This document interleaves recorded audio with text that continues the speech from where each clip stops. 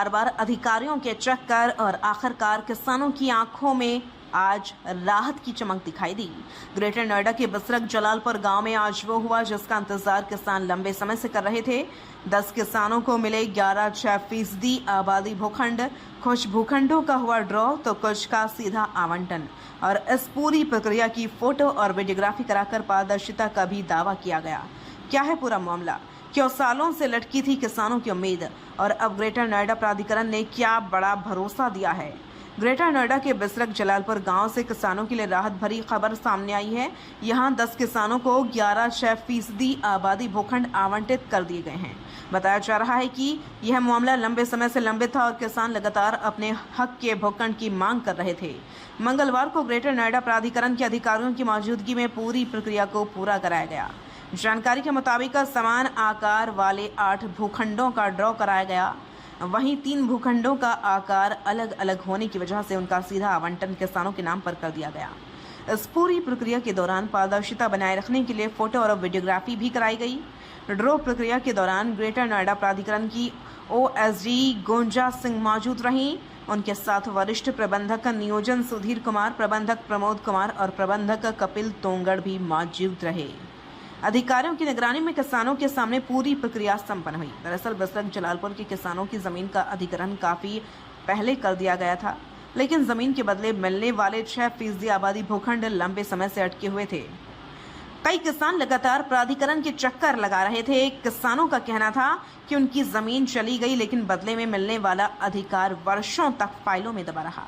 कुछ किसानों ने तो सीधे ग्रेटर नोएडा प्राधिकरण के सीईओ एनजी रवि कुमार से भी गुहार लगाई थी। किसानों की शिकायतों के बाद सीईओ एनजी रवि कुमार ने संबंधित विभागों को निर्देश दिए कि 6% आबादी भूखंडों का मामला प्राथमिकता पर निपटाया जाए। इसके बाद नियोजन विभाग और 6% आबादी भूखंड विभाग ने मिलकर पूरी आवंटन प्रक्रिया को तेजी से पूरा कराया। ग्रेटर नोएडा प्राधिकरण की ओएसडी गुंजा सिंह ने साफ कहा कि किसानों को 6% आवासीय भूखंड देना प्राधिकरण की पहली प्राथमिकता है।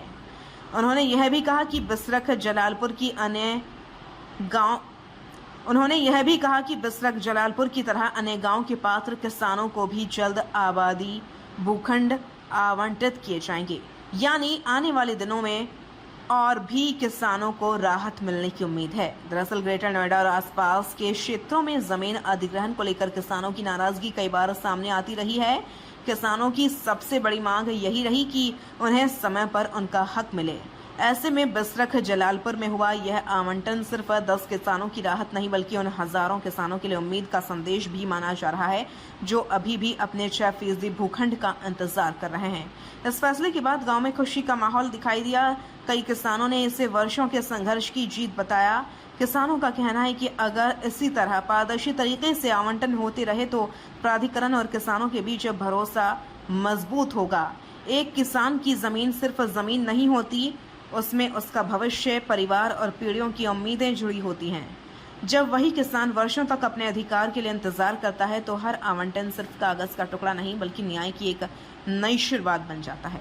तो बसरक जलालपुर के किसानों को आखिरकार उनका इंतजार खत्म होने का तोहफा मिल पाया है।